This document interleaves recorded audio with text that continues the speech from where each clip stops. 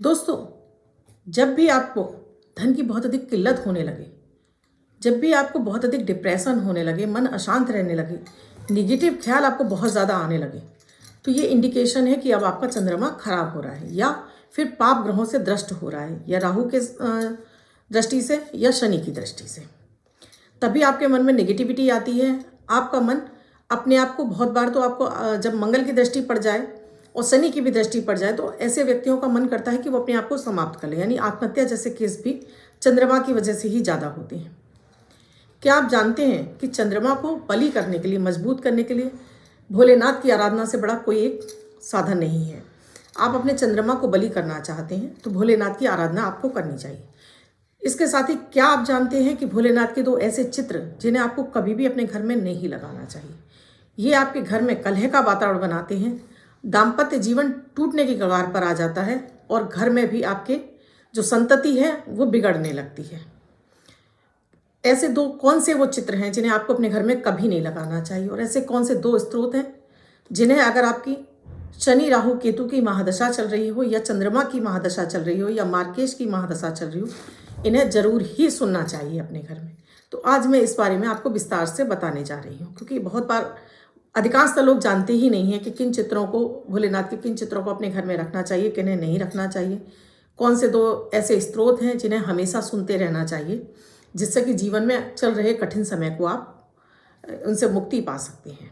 इसके साथ ही अपने अमृत की बूंद और जादुई अक्षर दूंगी, राहु काल और अभिजीत मुहूर्त का समय बताऊंगी, साथ में आपको लकी अंक देने वाली। राधे राधे दोस्तों, मैं आपकी एस्ट्रोदोस्त एस्ट्रोलॉजर अर्चना गुप्ता अपने ज्योतिष के चैनल पर आप सभी का हार्दिक स्वागत करती हूँ। और कैसे हैं आप सभी? आशा करती हूँ आप सभी स्वस्थ और प्रसन्न होंगे अपने पूरे परिवार के साथ। दोस्तों, मैं आपकी एस्ट्रोलॉजर हूँ, यूट्यूब पर वीडियोज़ अपलोड करती हूँ, आपकी कुंडलियों का विश्लेषण करती हूँ, आपकी डेट ऑफ बर्थ और टाइम के आधार पर आपको प्रश्न कुंडली के माध्यम से भी जवाब देती हूँ, आपका वास्तु भी चेक करती हूँ, वास्तु के बहुत सारे आपको रेमेडीज़ देती रहती हूँ, घर का वास्तु ठीक कराती हूँ, न्यूमरोलॉजी के द्वारा आपकी चीज़ों को ठीक कराती हूँ। साथ में आपका नाम अगर आपके लिए दुर्भाग्य का कारण होता है तो उसकी भी रेमेडी आपको देती हूँ। तो ये सभी कुछ चीज़ें मैं आपको जन्म कुंडली का अध्ययन करती हूँ तब बताती हूँ। तो मुझे उसके लिए कुंडली की आवश्यकता नहीं होती है, मुझे चाहिए होता है आपका डेट ऑफ बर्थ और टाइम। तो आप भी अगर अपने जीवन में किसी समस्या से जुड़े हैं तो एक बार आप परामर्श ले सकती हैं। इसके साथ ही दोस्तों, वीडियो शुरू करूं उससे पहले आप सभी से एक बात कहना चाहूँगी।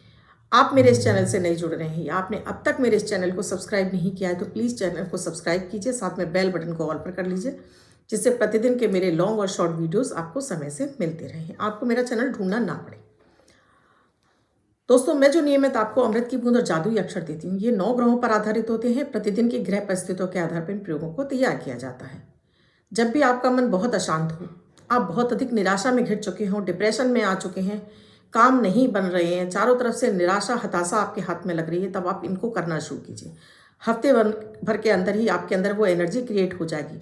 आप अपने आप को इतना अधिक खुश महसूस करने लगेंगे, आपको लगेगा कि अब आपको समस्याओं से निकलने के लिए मार्ग मिलने लगे हैं। तो इन्हें आपको जरूर ही करना चाहिए, क्योंकि आपके सबसे पहले आपके चंद्रमा को ही बलि करते हैं, डिप्रेशन को दूर करते हैं, ऑरा को क्लीन करते हैं, इम्यूनिटी को बूस्ट करते हैं, भाग्य का साथ दिलाते हैं। तो स्वयं करें, परिवार के सभी सदस्यों को कराते तो इनका लाभ आपको जल्दी मिलने लगता है। 9 जनवरी 2023 दिन सोमवार। आज का राहु काल है सुबह 8:33 से 9:50 तक। इस समय आपको कोई भी शुभ नया कार्यक्रम नहीं करना चाहिए। अभिजीत मुहूर्त का समय है 12:07 से 12:49 तक। इस समय आप कोई भी शुभ नया कार्यक्रम कर सकते हैं। आज की अमृत की बूंद में आपको नहाने के पानी में पहले आपको गंगा जल डालना है बाल्टी में, उसके बाद सादा शुद्ध जल से भरिए और इस पानी से स्नान कीजिए। आपके पास अगर गंगा जल नहीं है तो किसी भी पवित्र नदी का आप जल डाल सकते हैं। अगर वो भी नहीं है तो आप सिर्फ माता गंगा से प्रार्थना कीजिए इस तरह से कि हे माता गंगा, आप मेरे इस जल में समाहित हो जाइए और मुझे गंगा जल के समान जल का प्रभाव दीजिए, और फिर इस जल से आप स्नान कर लीजिए। तो आज आपका दिन खिला खिला रहेगा, आपके हर कार्य में आपको प्रगति मिलेगी। आज का जादुई अक्षर है हा, हनुमान वाला हा। इस हा शब्द को रेड कलर के पेन से लेफ्ट हैंड पर कहीं भी लिखकर छोड़ दीजिए, 24 घंटे तक लिखा रहने दीजिए। दूसरे दिन आप नहाएंगे धुल जाएगा। मैं आपको नया शब्द देती हूँ, आप इसको फिर से लिख सकते हैं। आप इसको अपने हाथ पर नहीं लिखना चाहते हैं, छोटी सफ़ेद कागज़ की चिट लीजिए, रेड कलर के पेन से लिखिए, फोल्ड करके पर्स या पॉकेट में रखिए, 24 घंटे तक साथ रखिए। दूसरे दिन फाड़ कर किसी पेड़ की जड़ में छोड़ दीजिए, आप इसे नाली में ना बहाएं। दोस्तों, भोलेनाथ ने चंद्रमा को अपने मस्तक पर समाहित किया है। सोमवार होता है, सोमवार, ये चंद्रमा का दिन है। इस दिन चंद्रमा बलि होता है और भोलेनाथ की आराधना से भी आप अपने चंद्रमा को बलि कर सकते हैं। हालांकि भोलेनाथ की आराधना से आपके 9 के 9 ग्रह संतुलित हो जाते हैं, क्योंकि भोलेनाथ के अधीन वो 9 के 9 ग्रह हैं। भोलेनाथ की आराधना से, भोलेनाथ पे विभिन्न तरह की चीज़ों को अर्पित करने से आपका हर ग्रह आपका मजबूत होता है। आज हमारा विषय ये नहीं है। आज हमारा विषय है कि क्या आपको भोलेनाथ के कौन से चित्र या कौन से आपको तस्वीरें अपने घर में रखनी चाहिए, जिसमें भोलेनाथ का शिव परिवार आप रख सकते हैं। भोलेनाथ ध्यान की मुद्रा में बैठे हैं, वो रख सकते हैं आप अपने घर के अंदर। शिव पार्वती के साथ में बैठे हुए हैं भोलेनाथ, वो आप अपने घर में रख सकते हैं। आपको भूल कर भी अपने घर में शिव तांडव वाला जो तांडव, जब शिव जी ने तांडव किया था, वो वाला चित्र या फिर उसकी मूर्ति या बहुत सारे इस तरह के मूर्तियाँ, स्टेचू बने आते हैं, इन्हें अपने घर में आपको कभी नहीं रखना चाहिए। इससे आपके घर में तांडव जैसी स्थिति पैदा होने लगती है, घर में कलह का वातावरण पैदा होने लगता है, क्योंकि इसमें जो शिव जी ने तांडव किया है, उस तांडव का आपके घर में उसका प्रभाव आने लगता है, जिसकी वजह से बेवजह ही पति पत्नी में झगड़े होने लगते हैं और ये झगड़े इतने बढ़ जाते हैं कि दोनों में तलाक तक की नौबत आ जाती है। या आप संयुक्त परिवार में रहते हैं तो वो परिवार भी बिखरने लगता है। तो आपको इसको अपने घर में कभी भी नहीं रखना चाहिए। अब आपने कहा कि भरतनाट्यम करते हैं, वो अपने घर में रखते हैं। जो भरतनाट्यम सीख रहे हैं उनके लिए, क्योंकि ये गुरु हैं नाट्य शास्त्र के, भरतनाट्यम के ये उनके गुरु हैं भोलेनाथ। भोलेनाथ हर विद्या के गुरु हैं। तब उन्हें अपने ड्राइंग रूम में इस फोटो को रख सकते हैं, वो भी एक स्पेसिफिक जगह पर, यानी कि ईस्ट की तरफ उसको रख सकते हैं। अदरवाइज इसको साउथ की तरफ तो भूल कर भी नहीं रखना चाहिए। तो ध्यान रखें कि ये कभी भी आप अपने घर में सामान्य रूप से आपको नहीं रखना चाहिए। दूसरा है भोलेनाथ का अर्धनारीश्वर स्वरूप, जिसमें भोलेनाथ आधे स्त्री हैं और आधे पुरुष हैं। इस अर्धनारीश्वर रूप में भोलेनाथ भगवान कृष्ण के समक्ष आए थे, तो इसलिए अर्धनारी स्वरूप, यानी कि जिसमें ना तो वो पुरुष होते हैं ना स्त्री। तो इस तरह का चित्र भी कभी अपने घर में नहीं लगाना चाहिए, क्योंकि इससे आपके बच्चों का बिहेवियर बदलने लगता है। संतान जो आपकी उत्पत्ति होती है उसके भी बिहेवियर में चेंज होता है। इस तरह की कभी भी आपको अपने घर में फोटो नहीं लगानी चाहिए, ना घर के मंदिर में, ना कहीं किसी अन्य एरिया में।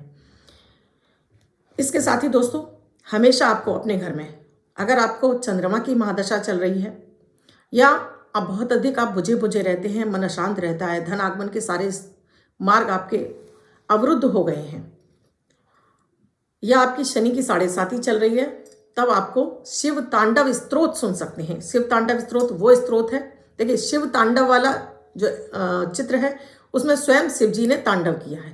शिव तांडव स्तोत्र में रावण ने, जब भोलेनाथ ने जब उसको अपने ऊपर घमंड हो गया था कि वो इस सृष्टि में कुछ भी कर सकता है, वो भोलेनाथ को उसने सोचा, भोलेनाथ ने जब उसके साथ में जाने के लिए मना कर दिया, तो उसने सोचा कि क्यों ना मैं कैलाश पर्वत को उठाकर अपनी लंका ले जाता हूँ। तो जब उसने कैलाश पर्वत को उठाया, भोलेनाथ ने उसका गर्व घटाने के लिए, यानी घमंड को चूर चूर करने के लिए, अपने पैर की अंगूठी से दबा दिया और उसमें रावण का पूरा एक हाथ दब गया। तब उसने भोलेनाथ की आराधना की इस तांडव स्तोत्र के जरिए। ये तांडव स्तोत्र उसने तभी लिखा और इसी के जरिए उसने भोलेनाथ को प्रसन्न किया, और भोलेनाथ ने उसे ये वरदान दिया कि इस स्तोत्र को जो भी सुनेगा उसके जीवन में धन धान्य से परिपूर्ण कर दूंगा उसका घर, और पूरे ही उसके जीवन के सारे कष्ट इस स्तोत्र के सुनने से समाप्त हो जाएंगे। तो इसलिए आप हमेशा अपने घर में सुबह के समय इस तांडव स्तोत्र को जरूर चलाकर सुनिए। दूसरा स्तोत्र है चंद्रशेखराष्टक।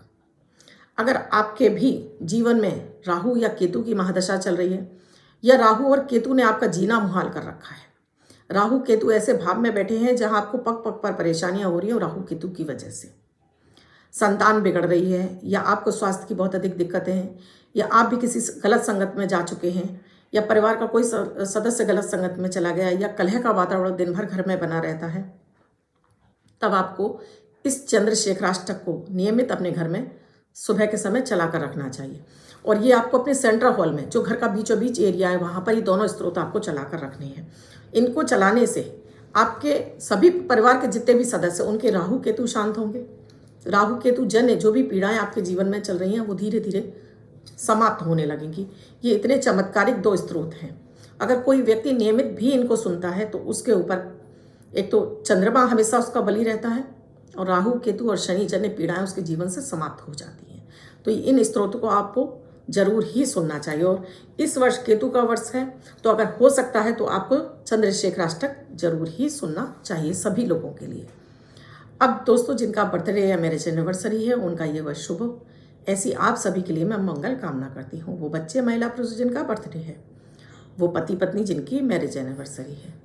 किसी भी वर्ष में आपकी बर्थडे या मैरिज एनिवर्सरी, वो स्प्रे को करेंगे व्हाइट कलर के पेपर पर रेड कलर से 9 नंबर लिखेंगे, फोल्ड करके पर्स या पॉकेट में रखेंगे, 24 वर्ष और अपने साथ रखेंगे। अन्य कोई व्यक्ति 24 घंटे तक लिखकर इसको अपने पास रख सकता है।